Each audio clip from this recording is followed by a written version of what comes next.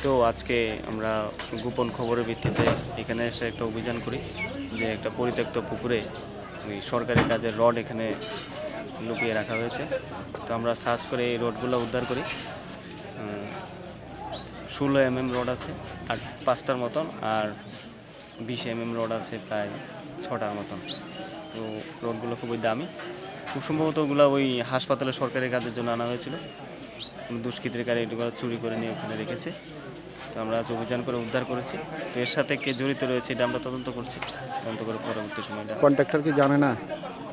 কন্ট্রাক্টরকে আমরা জানিয়েছি। কন্ট্রাক্টর আজকে থেকে প্রায় 6 মাস বা 1 বছর আগে উনি জানিয়েছিলেন এখানে ওই এসপিও ক্যাম্পে যে ওনাদের রড চুরি হয়েছে। আমরা খোঁজাখুঁজি করে পাইনি। কালকেই আমরা একটা খবর পেয়েছি, আজকে পুকুরে অভিযান করে আমরা রডগুলো উদ্ধার করেছি।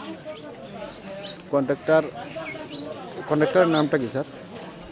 তো বলতে পারবো না। হ্যাঁ, ভবতোষ ঘোষ, সরকারি হাসপাতাল তৈরি হচ্ছে, বৈষ্ণবপুর হাসপাতাল। আপনারা কখন খবরটা পাইছেন? তো কালকে রাত্রে নাগাদ পাই আর কি। তো আজকে সকালে এটা ঘুরে আমরা অভিযান করি।